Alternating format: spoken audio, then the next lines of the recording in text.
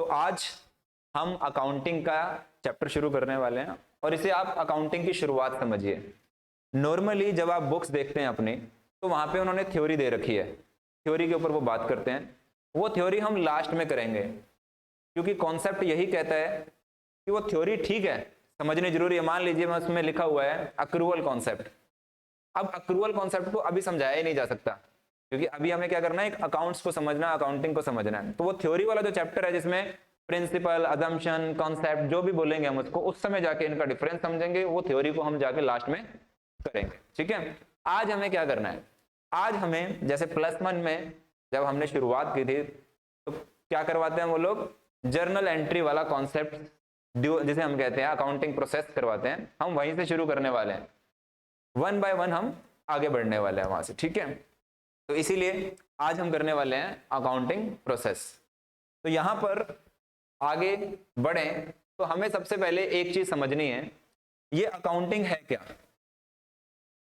अगर मैं अकाउंटिंग, जब मैं थ्योरी वाले चैप्टर में आऊंगा तब आपको कुछ अंतर समझ में आएंगे। आज सब कुछ एक ही समझिएगा। आज मैं इनका कंपैरिजन, अगर आप कहें अकाउंट्स अलग होता है, अकाउंटिंग अलग होता है, अकाउंटेंसी अलग होता है, तो इन चीजों में आज हम नहीं जाएंगे, ठीक है। आज ये सारे वर्ड क्या है, इंटरचेंजेबल समझिएगा आप। उस समय जाके हम इनका कंपैरिजन समझेंगे, क्योंकि आपको समझ आने लायक हो जाएंगे। तो यहां पर जब मैं बात करता हूं अकाउंटिंग, तो मोटा मोटा हमें कुछ बातें समझनी है। अकाउंटिंग की बात है, हिंदी में इसको कह देते हैं लेखांकन। मैं कह रहा हूं शब्दों पे हम बाद में जाएंगे, ध्यान रखना। बार बार मैं एक ही शब्द को बार बार इसलिए रिपीट कर रहा हूं क्योंकि आज ही मैं इसका बेस बना देना चाहता हूं। जब मैं लेखांकन की बात करता हूं, लेखांकन में हम लोग लिखने, लेखा का मतलब क्या है, लिखना। इसके बहुत से प्रूफ हिस्ट्री में मिलते हैं हमें, बहुत ज्यादा पुराने जमाने में। इवन रामायण की बात कर ले हम, वहां भी लेखांकन के, क्योंकि जो कबीर की बात कर ले तो कबीर के दोहों में, ठीक है, लेखा होता था, पुराने जमाने से होता आ रहा है। बट हाँ, जो आज हम पढ़ते हैं वो किसका लेखा पढ़ते हैं, लुकास पेसियोली, जिसने उसको थोड़ा मॉडर्नाइज कर दिया, हमारे सामने उसको ले आया, ठीक है। तो अकाउंटिंग या लेखांकन कहें, बहुत पुराना है, बहुत पुराना है। अब जब मैं बात करता हूं लेखांकन का मतलब क्या है, लेखा करना। क्या है, लेखा करना। लेखा करना मतलब कुछ लिखना है बेसिकली। अब कुछ क्या लिखना, यहां पर तो हमारा सिर्फ इतना लिखना है कि हिसाब किताब, हिसाब किताब, ठीक है। इतनी सी बात को आपको समझ के चलना है कि हिसाब किताब को हमें लिखना है। अब हिसाब किताब में ओनली मनी वाली आइटमों को लिखना है। हालांकि मैं ये करवाते करवाते कई चीजें आपकी थ्योरी वाली भी आपको हैंड टू हैंड बताता जा रहा हूं। मनी से रिलेटेड यहां जाने की, जहां पर पैसा इन्वॉल्व होगा, उन सब चीजों को लिखने की बात हो रही है। तो यहां पर आप एक स्टार मार्क करके लिख लेना मनी मेजरमेंट एक बार। हालांकि इसको आगे जाके हम समझेंगे, बट स्टार मार्क करके आप यहां पे मनी मेजरमेंट को लिख सकते हैं। अच्छा, मनी मेजरमेंट को हिंदी में कहेंगे मुद्रा माप, है ना। इसको आप लिख लीजिए, यहां पे मैं लिख देता हूं, चलो।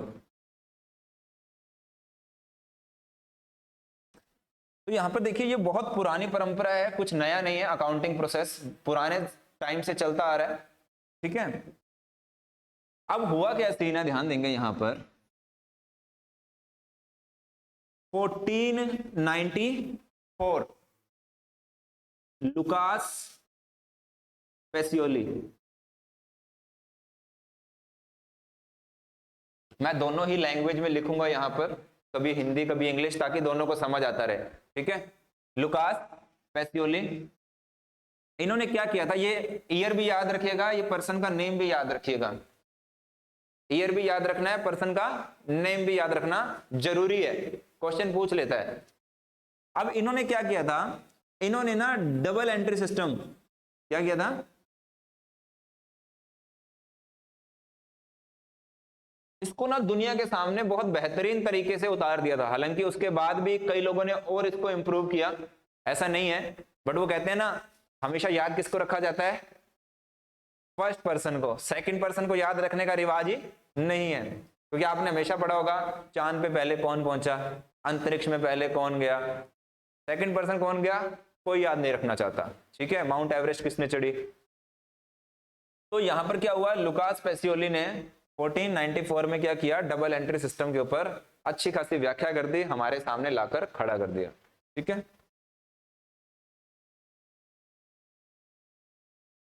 अब ये तो बात हुई डबल एंट्री सिस्टम। अब आप जानना भी चाहेंगे कि सर ये डबल एंट्री सिस्टम है क्या और ये काम कैसे करता है। पर मैं आगे बढ़ूं डबल एंट्री सिस्टम के ऊपर, तो उससे पहले ना एक सिंगल एंट्री सिस्टम के ऊपर भी हमें बात कर लेनी चाहिए। ठीक है, तो यहां पर सिंगल एंट्री सिस्टम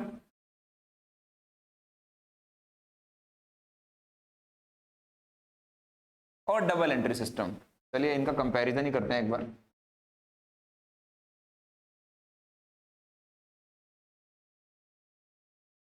देखिए, मैंने कहा डबल एंट्री सिस्टम प्रचलन में भी है और आज भी अगर इसको ढंग से देखा जाए, जो बड़ी बड़ी कंपनीज हैं, अच्छी खासी फर्म्स हैं, वो कौन सा सिस्टम फॉलो करती हैं, डबल एंट्री सिस्टम।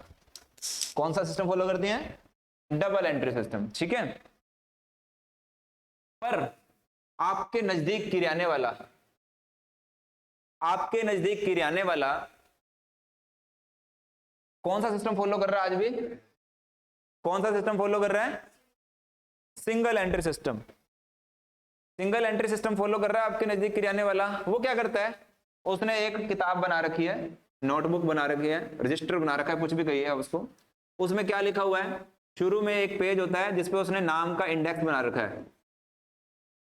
क्या बना रखा है, उसमें पहले लिखा होता है राम, पेज नंबर 5, श्याम या श्याम लिख दिया मैंने यहाँ पे 9 नंबर। इस तरह से पूरा उसने एक आगे पेजिंग का सिस्टम किया होता है। अब उस पेजिंग के सिस्टम पे वो क्या करता है, जैसे राम का ही लिख लेते हैं हम, क्या करेगा वो, अब ये राम का है, कुछ नहीं कर रहा वो डबल एंट्री सिस्टम। यहाँ पे ऊपर कॉपी के ऊपर राम लिखा हुआ है, सीधा यहाँ पे तारीख डालता है, ऐसे लिख देता है 2/4, ठीक है, लिख देता है 500 रुपए राशन, सिंपल लिखते हैं हम। फिर लिख देगा 8 तारीख को 700 रुपए राशन। फिर लिख देगा 15 तारीख को 1000 रुपए जमा। ऐसे ही कर रहा है वो आज भी। तो जो ये सिस्टम मैंने आपको बताया, जो ये सिस्टम मैंने आपको बताया, ये सिस्टम कौन सा सिस्टम है, सिंगल एंट्री सिस्टम है। क्लियर है ये वाली बात, ये आज भी फॉलो हो रहा है, वो आज भी इसको मेंटेन किए जा रहा है क्योंकि उसका बिजनेस लिमिटेड है, उसका इससे काम चल रहा है। ठीक है, बट बड़ी बड़ी फर्म्स किस पे काम कर रही हैं, डबल एंट्री सिस्टम।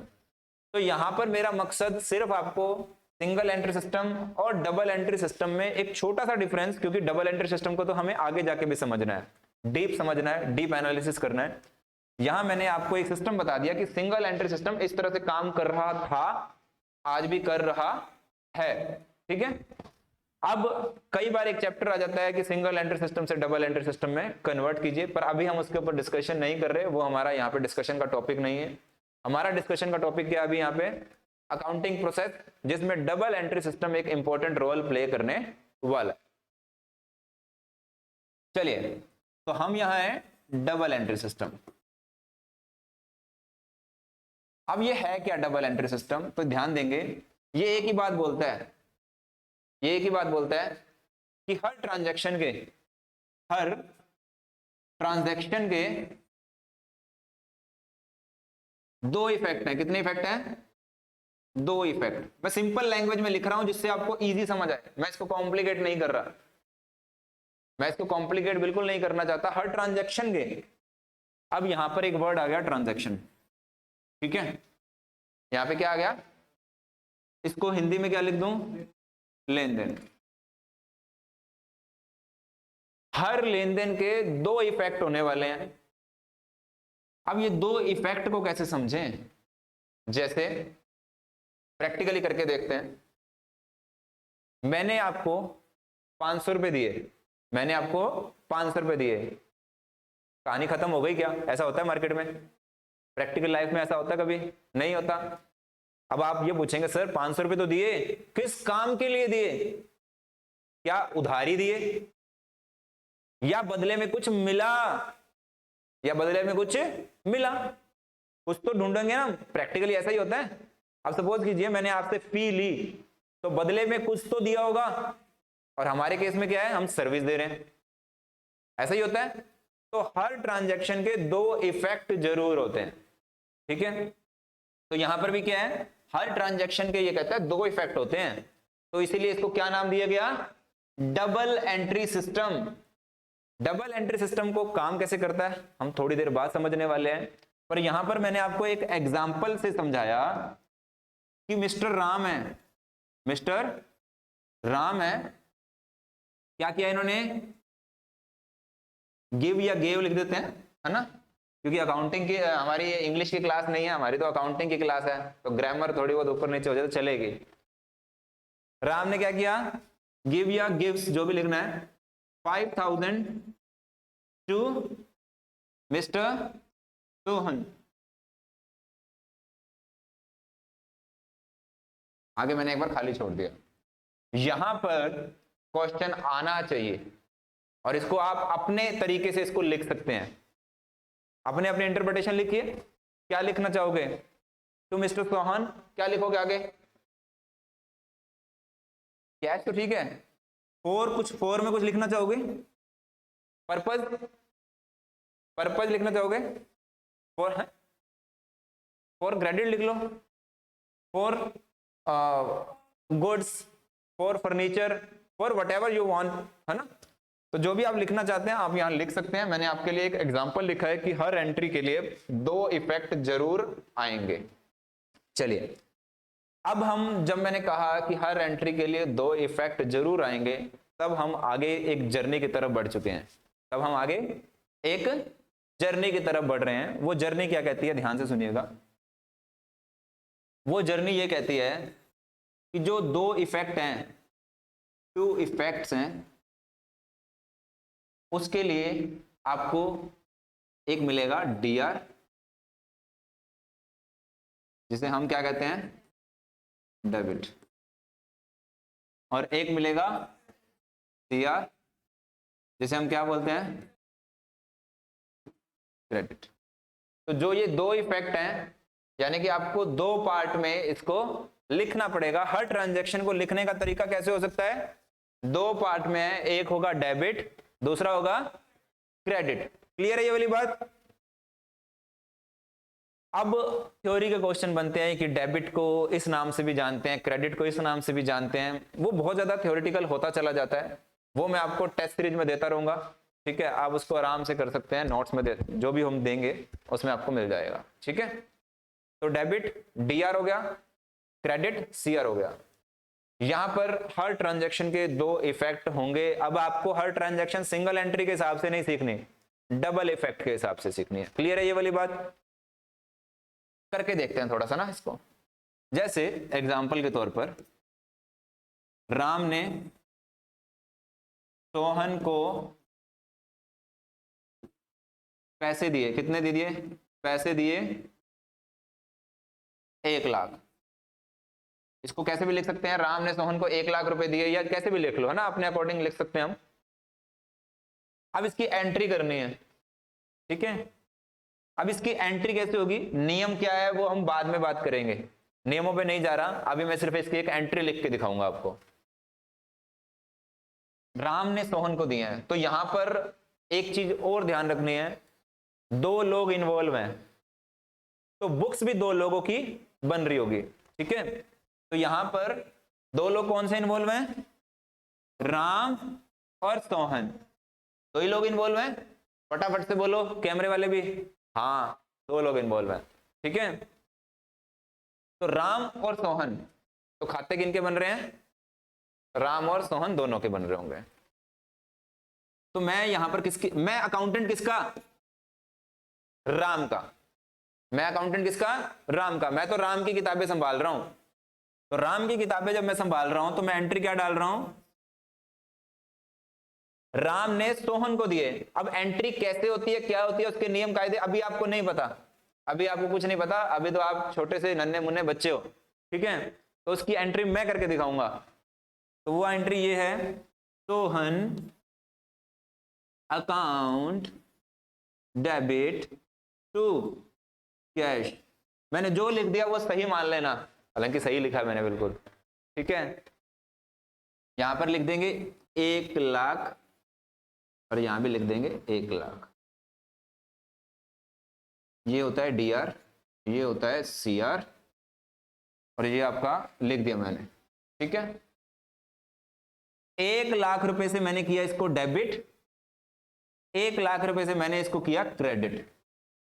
अब बहुत से क्वेश्चन आ सकते हैं कि सर डेबिट के लिए तो डीआर लिख दिया, क्रेडिट के लिए सीआर क्यों नहीं लिखा, या क्रेडिट के लिए 2 क्यों लिख दिया। ऐसा हो सकता है ना, क्रेडिट के लिए 2 क्यों लिख दिया। तो ये बात आपके दिमाग में आ रही होगी, आगे जाके मैं एक एक चीज का आंसर देने वाला हूं। बट अभी क्या हुआ, हमने सिर्फ ये देखना है कि 2 इफेक्ट आए। एंट्री कैसे लिखी जाती है, सोहन को मैंने कर दिया डेबिट, 2 को कर दिया मैंने कैश, और यहां पर क्या आ गया 1,00,000। तो दोनों चीजें बराबर हो जाती हैं। ये अकाउंटिंग करने का एक तरीका है डबल एंट्री सिस्टम में। कौन सा सिस्टम है, आप भी बोलो कौन सा सिस्टम है, डबल एंट्री सिस्टम। ठीक है जी, डबल एंट्री सिस्टम में हर ट्रांजैक्शन के 2 इफेक्ट पढ़ने वाले हैं। तो अब हम आगे क्या समझेंगे, हम कुछ ट्रांजैक्शन लिखने वाले हैं, उनके 2 इफेक्ट समझेंगे कि यहां पर क्या इफेक्ट दिख रहे हैं आप लोगों को। ठीक है, चलिए, तो आगे हम कुछ चीजें लिखने वाले हैं, तो उनके इफेक्ट समझूंगा आपसे। चलिए, यहां पर राम की बुक्स हैं, अगेन राम।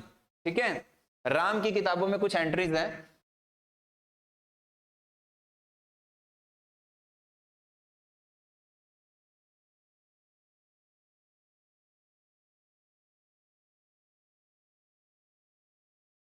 कौन से मंथ के हैं ये मंथ मान लेते हैं अप्रैल के। ठीक है,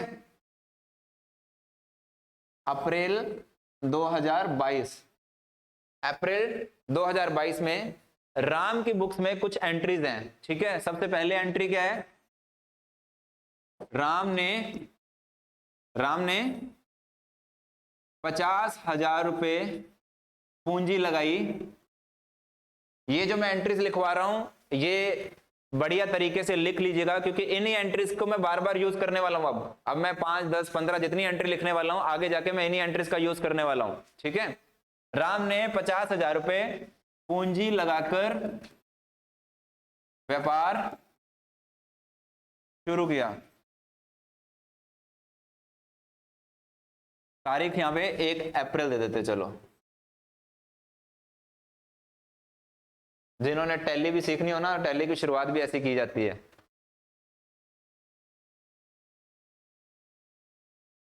दूसरा, राम ने 20,000 रुपए बैंक खाते में जमा करवाए।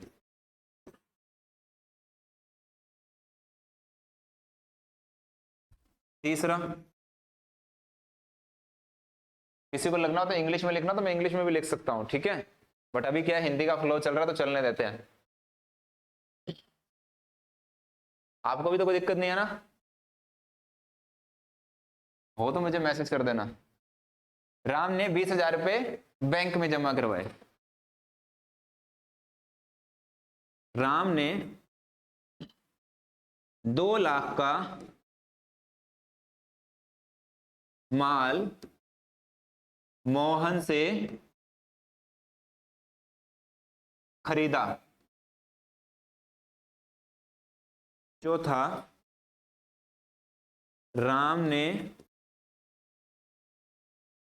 1 लाख का माल सोहन को बेचा, जिसमें 20% प्रॉफिट, प्रॉफिट हिंदी में प्रॉफिट, प्रॉफिट, प्रॉफिट 20% लाभ कमाया। ठीक है, ये 4 एंट्रीज लिख ली, नहीं लिखी, फटाफट से लिख लेना, मैं इन्हीं के ऊपर काम करवाने वाला हूं। 5वां,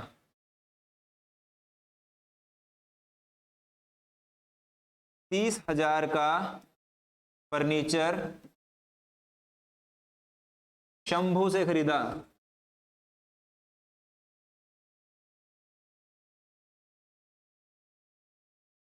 छठा,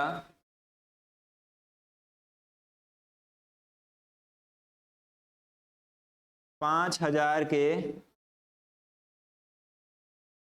क्या क्या कहते हैं उसको, फुटकर खर्च किए। नकद लिख देता हूं साथ में, कंफ्यूज हो गए तो मैं पढ़ के सुना देता हूं, ये लिख लेना ये एंट्रीज, आगे जाके कुछ एंट्रीज और बढ़ा देंगे इसमें। पहली एंट्री कह रहा हूं, राम ने 50,000 रुपए पूंजी लगाकर व्यापार शुरू किया। दूसरी, राम ने 20,000 रुपए बैंक खाते में जमा करवाए। तीसरी, राम ने 2 लाख रुपए का माल मोहन से खरीदा। राम ने 1 लाख का माल सोहन को बेचा, जिसमें 20% लाभ कमाया। 30,000 रुपए का फर्नीचर शंभू से खरीदा। 5,000 रुपए नगद फुटकर खर्च किए। और भी एंट्री जोड़ दूं क्या इसमें? जोड़ ही दो सर, आगे जाके जितनी एंट्रीज का यूज करना है अभी करवा लो, ठीक है। ये लिख ली होंगी, आप सबने भी लिख ली होगी, थोड़ा कलम चलाइएगा, ठीक है। ये 5,000 रुपए का फुटकर खर्च किया। अब इसके बाद और क्या हो सकता है? डेप्रिसिएशन कुछ होता है, वो आगे जाके, अभी आपको नहीं पता डेप्रिसिएशन जैसी क्या चीज होती है, आगे जाके हम समझेंगे कि डेप्रिसिएशन भी कुछ होता है, ठीक है।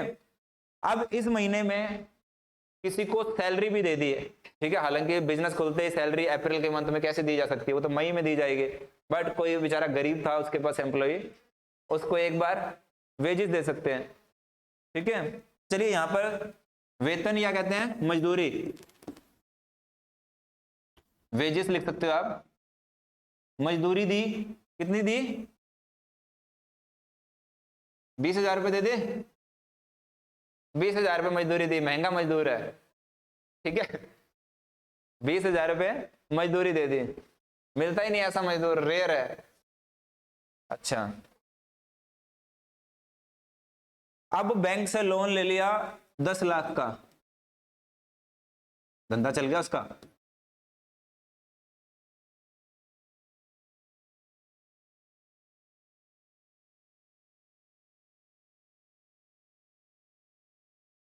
दस लाख का बैंक से लोन भी ले लिया, ठीक है। और बताओ कौन सी एंट्री हो सकती है, कभी सुना हो? हालांकि आपको अकाउंटिंग का तो कुछ नहीं पता, अभी नन्हे मुन्ने बच्चे हो, ठीक है।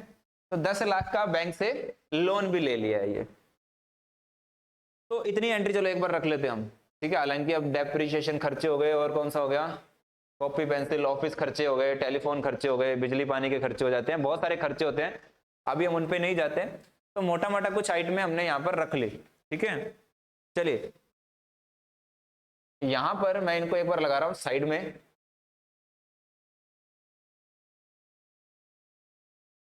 चलिए आप ध्यान देंगे यहां पर एक एक चीज के ऊपर। पूरा अकाउंटिंग का सिस्टम मैं यहां ले आया हूं, यही फोटो आपके काम आने वाली है बार बार, क्योंकि यहीं से सब कुछ होने वाला है।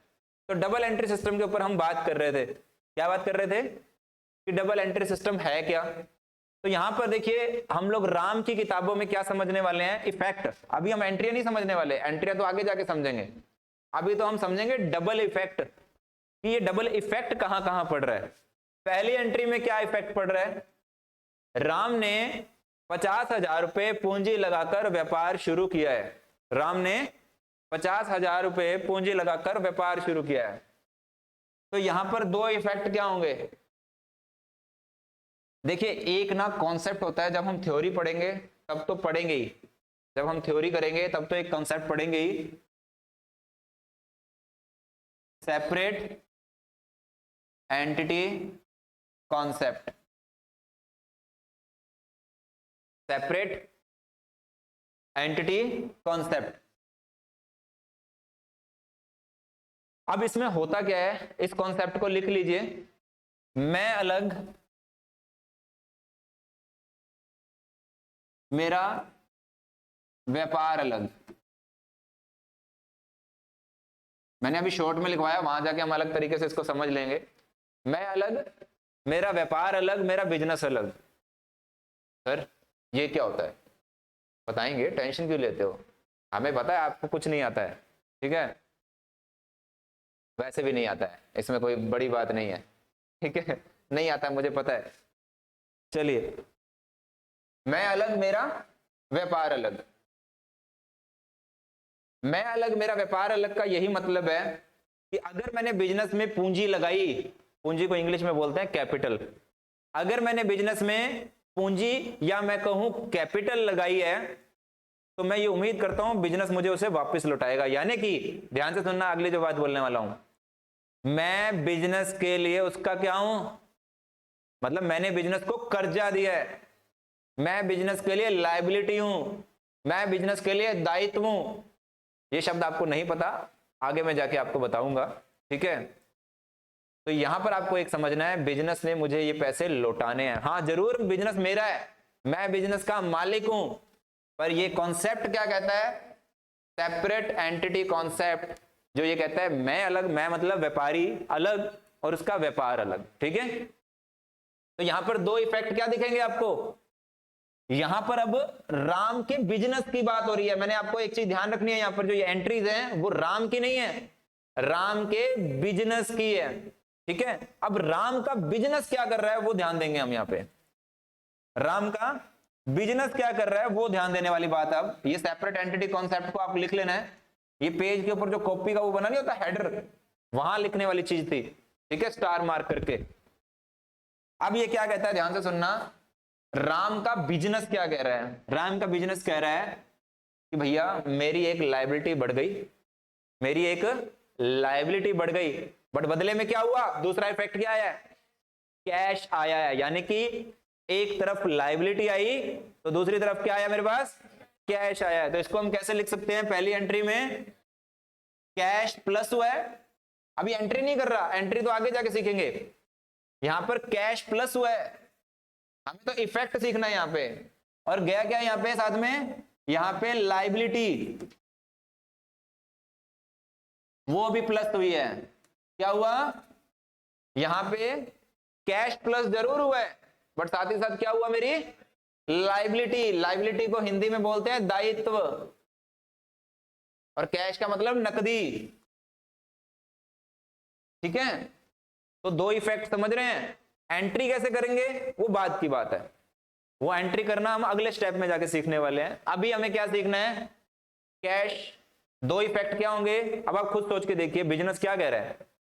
अगर ये मैंने ना इन्वेस्ट किया होता, ध्यान से सुनिएगा, मैंने किसी से पैसा लिया होता, अपने पापा से, अपने भाई से, अपने रिश्तेदार से, अपने दोस्त से, लोन से, आगे लोन की एंट्री भी करवाई थी ना, उससे क्या होगा, बिजनेस के पास कैश बढ़ जाएगा, तो कैश अप हो गया, बट मेरा दायित्व यानी कि मेरा कर्जा भी तो बढ़ गया, तो दोनों चीजें अप हो गई, ठीक है।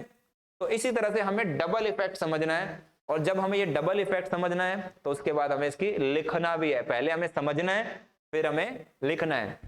और यही कॉन्सेप्ट हमें कहां लगाना होता है, एग्जाम में, पहले हमें समझना है पेपर पूछ क्या रहा है, फिर हमें उसका आंसर लिखना है। क्लियर है ये वाली बात। चलिए दूसरी एंट्री में क्या इफेक्ट आया है, राम ने 20,000 रुपए बैंक में जमा करवाए। अब मुझे कौन बताएगा इसका क्या इफेक्ट हुआ है, बैंक क्या है, मेरा ही तो है ना, मेरा मतलब बिजनेस की बात हो रही है, मेरा अब राम से मत लेना, और मैं ही राम हूं, ध्यान रखना। तो यहां पर बैंक में बढ़ गया पर कैश नीचे आ गया, तो बात क्या हुई, समझ आ गया, मतलब कंपनी के लेवल पे तो पैसा है पर एक हाथ से निकल के दूसरे हाथ में रख दिया गया, ठीक है, एक हाथ से रख के निकाल के दूसरे हाथ में रख दिया गया। तो यहां पे क्या किया जाएगा, कैश तो माइनस और बैंक प्लस। क्लियर है ये वाली बात। चलिए थर्ड एंट्री में क्या हो रहा है, राम ने 2 लाख का माल मोहन से खरीदा, मोहन ही आई थिंक, हाँ, राम ने 2 लाख का माल मोहन से खरीदा। अब जब माल को इंग्लिश में क्या कहते हैं, गुड्स कह दो, यहां पर एक बार मैं गुड्स लिख रहा हूं यहां पे आपको, गुड्स क्या हो गए, प्लस, मतलब मेरी शॉप, मेरे दुकान में माल आ गया तो माल बढ़ गए, बट कर्जा भी बढ़ गया, समझ रहे हैं। तो गुड्स बढ़ गए और वापस से लाइबिलिटी बढ़ गई। देख रहे हैं डबल इफेक्ट। और ये मान के चल रहा हूं आपको कुछ नहीं आता, ठीक है, इसलिए मैं इस तरह से बेसिक से समझा रहा हूं। चौथा, राम ने 1 लाख का माल सोहन को बेचा। राम ने 1 लाख का माल सोहन को बेचा, तो यहां पे क्या हो गया, अब गुड्स माइनस हो गया। गुड्स क्या हो गया, माइनस हो गया। और सेम क्या हुआ, क्या हो गया, अब बढ़े हमारे एसेट्स बढ़ गई। इसको अभी हम सिंपल रखते हैं। अभी क्या हुआ, क्योंकि अभी हमें कैश नहीं मिला है, अभी हमें कैश नहीं मिला है, तो हमारी क्या हो गई, एक एसेट बढ़ गई। मतलब हमने अब कर्जा देने के बजाय किसी से लेना भी है। देना तो अलग चल ही रहा है, अब हमने किसी से लेना भी है, ये बात हम ध्यान रखेंगे। अब ये एसेट क्या है, लायबिलिटी क्या है, इनको जाके हम आगे इसकी जो शब्दावली है उसको समझेंगे। पर अभी हमें क्या समझना है, इफेक्ट को, कि डबल एंट्री सिस्टम है क्या, भला क्या सिस्टम है, क्यों हमें ये करना है, ठीक है। 30,000 रुपए फर्नीचर शंभू से खरीदा। अब आप लोग सीख चुके हैं, थोड़ा तो सीख चुके हैं, अब आप मुझे बताएंगे ना। अभी आपने कहा कि 30,000 रुपए शंभू से खरीदा, तो क्या हुआ, एसेट्स बढ़ गई, एसेट्स बढ़ गई और लायबिलिटी भी बढ़ गई, ऐसी हुआ। अब अगली एंट्री में क्या हुआ, 5,000 रुपए नकद फुटकर खर्च किए, मिसलेनियस एक्सपेंसेस, कैश कम हो गया और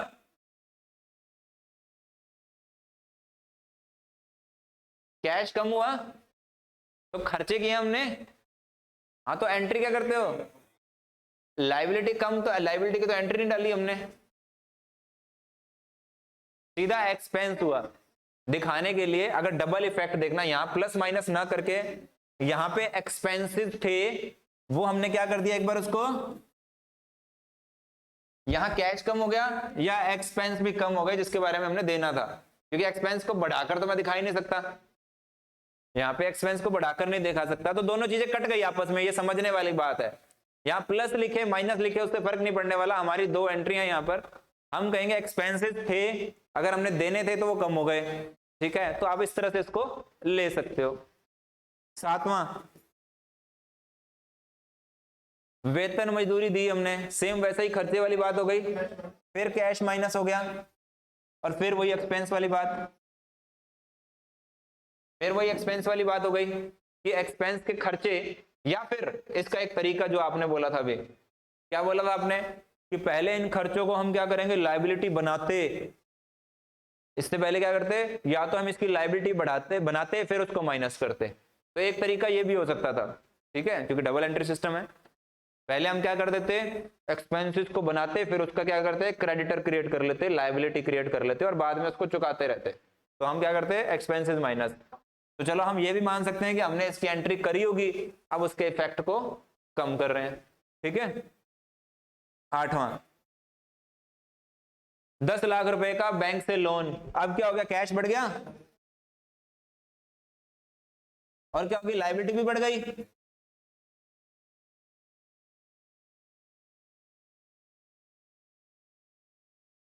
ठीक है, ये अब और ज्यादा नहीं हो सकता, चलो लास्ट एक आधी और कर लेते हैं बस।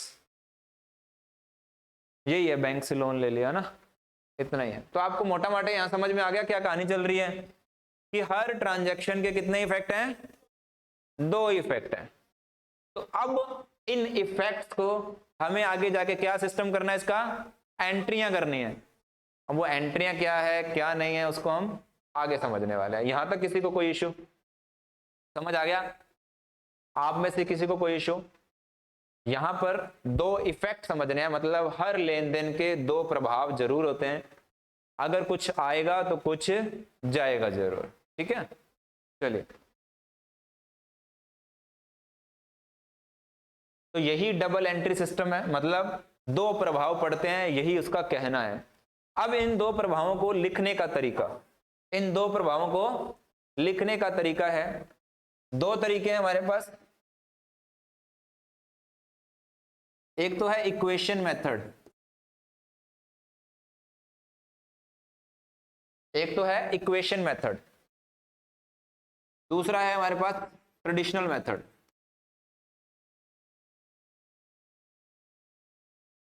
इक्वेशन मेथड को क्या बोल देते हैं? समीकरण, समीकरण विधि। ठीक है, ये कौन सा मेथड है? समीकरण विधि।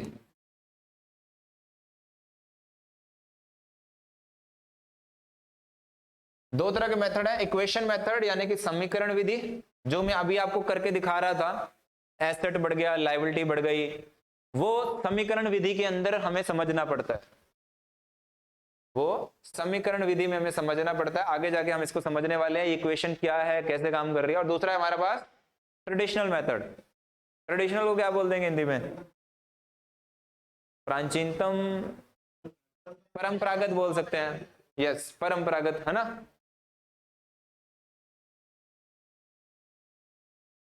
परंपरागत विधि। तो दो तरह के मेथड है, इक्वेशन मेथड और traditional method. One by one हम इसे समझ लेते हैं। सबसे पहले इक्वेशन मेथड की तरफ बढ़ते हैं। चलो अगले पेज से शुरू कर लेते हैं।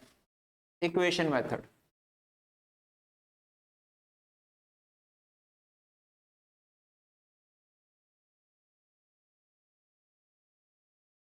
अब ये इक्वेशन, जैसे मैथ्स में आपने एक इक्वेशन समझते थे, वो मैं भूल गया, X square plus Y square क्या होता था, बराबर क्या होता था? कुछ 2ab करके होता था ना, ए स्क्वायर प्लस बी स्क्वायर होता था, ऐसे कुछ करके होता था। चलो जो भी था, ठीक है, तो वो हम करते थे ना सारा कुछ। तो वैसे ही यहाँ पे इक्वेशन है। अब यहाँ पे क्या इक्वेशन है? यहाँ पे इक्वेशन है कैपिटल प्लस लाइबिलिटी बराबर एसेट्स। हिंदी में अगर इसको लिखूं तो पूंजी प्लस दायित्व बराबर संपत्ति। यहां पर मुझे इसको बराबर लिखना चाहिए कायदे से, ठीक है। यहां पर ये इक्वल टू का साइन है। पूंजी प्लस दायित्व बराबर क्या है? संपत्ति। पूंजी, पूंजी का मतलब जो मैंने पैसा लगाया, जो मैंने पैसा लगाया, ठीक है। और दायित्व का क्या मतलब है? यहां पे जो मैंने कर्जा कर्जा लिया हुआ है, ठीक है। तो यहां पर क्या हुआ? पूंजी और दायित्व ये दोनों मिलकर क्या काम करेंगे? संपत्ति का। ये दोनों मिलकर क्या काम करेंगे? संपत्ति का। क्लियर है ये वाली बात? चलिए, इस इक्वेशन को ध्यान रखना है। इस इक्वेशन को क्या करना है? ध्यान रखना है। अब इस इक्वेशन को तोड़ मरोड़ भी सकते हैं। इस इक्वेशन को क्या कर सकते हैं? तोड़ और मरोड़ सकते हैं। वो कैसे होगा? पूंजी बराबर संपत्ति माइनस दायित्व, कह सकते हैं। ये तो बचपन में सीखी थी हमने, 6th-7th में सीख ली होगी, ठीक है। तो यहां पर क्या है? पूंजी बराबर क्या हो जाएगा? यही, यहां से इसको ये यहां चले जाएगी तो माइनस हो जाएगी, है ना। उल्टा कर लेते हैं, यहां पे हम दायित्व कर लें। दायित्व बराबर क्या होगा? संपत्ति माइनस पूंजी। तो ये इक्वेशन मेथड इसी तरह से काम करता है। इक्वेशन मेथड इसी तरह से काम करता है, ठीक है। तो यहां पर इस मेथड के अंदर आपको क्वेश्चन कहां पूछता है? अब एमसीक्यू की बात करते हैं। तो आपको इक्वेशन मेथड का फॉर्मूला पूछ लेता है, या इक्वेशन मेथड के ये फॉर्मूले को उल्टा पुल्टा करके पूछ लेगा, ठीक है। या फिर इसके अंदर अमाउंट भर देगा वो और आपसे आंसर पूछ लेगा। तो एमसीक्यू यहां पर इतना ही बन सकता है, ठीक है। सपोज कर लीजिए उसने आपको कैपिटल दे दी, एसेट दे दी, और आपसे पूछ ले लायबिलिटी कितनी है। हो सकता है इसको थोड़ा सा ट्रिकी बना दे, डायरेक्ट ना पूछे, 4-5 आइटमें दे दे, कैश इतना, ये इतना, ये इतना, ये इतना, तो कैपिटल कितनी है। एमसीक्यू ऐसे तो पूछेगा ना, आपको दे दिया कैश इतनी है, फिक्स्ड एसेट इतनी है, स्टॉक इतना है, आपको दे देगा बैंक लोन इतने हैं, ठीक है, ओवरड्राफ्ट इतना है, और उसके बाद पूछ लेगा कैपिटल कितनी होगी। तो पूछने का तरीका है, तो आपको इक्वेशन मेथड में डाला और इफेक्ट निकल आएगा। क्लियर है ये वाली बात, समझ आ गई? हाँ बोलो फटाफट से। चलो हाँ सर। अब जब मैंने इक्वेशन मेथड कर लिया, अब मैंने जब इक्वेशन मेथड कर लिया है, तो अब हमें जाना है अगले मेथड की तरफ, ट्रेडिशनल मेथड की तरफ। ट्रेडिशनल मेथड को और भी कुछ बोल सकते हैं?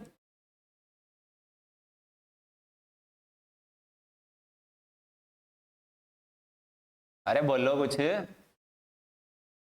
सर, आप ही बोल लो बस, हम तो बच्चे हैं, हमें तो कुछ पता ही नहीं है। मतलब मैंने अपनी बात में ही फंस गया है। बस बढ़िया है, बढ़िया है, सर को बताओ। चलो, ट्रेडिशनल मेथड में परंपरागत जिसे आप लोगों ने लिखा था,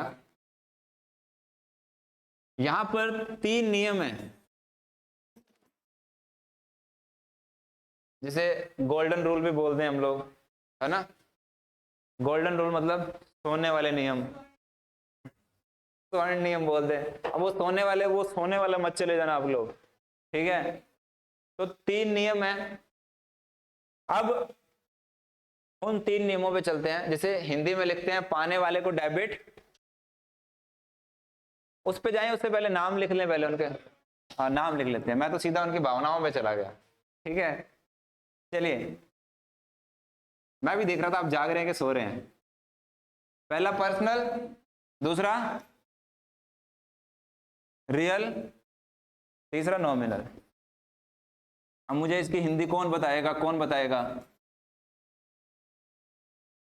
चलो, पर्सनल का तो व्यक्तिगत हो जाएगा, रियल का वस्तुगत हो जाएगा, और तो नॉमिनल का नाम मात्र हो जाएगा। ऐसे ही है ना? गलत तो नहीं लिख दिया? फटाफट से रिप्लाई करो। चलो,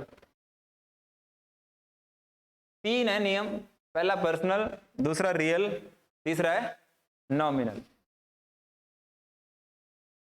इन 3 नियमों को अब हमें समझना है। इन 3 नियमों को अब हमें समझना है। तो इन 3 नियमों को अब हमें समझना है। एक ही लाइन सर 3 बार बोल दिया आपने, एकता कपूर वाले सीरियल की तरह, ठीक है। चलिए, तो इसको हम एक ब्रेक के बाद करने वाले हैं, ठीक है। एक छोटा सा ब्रेक हो जाए, चाय पानी वाला। बस अभी मैंने ऑर्डर किया हुआ है, जोमेटो से आ ही रही है।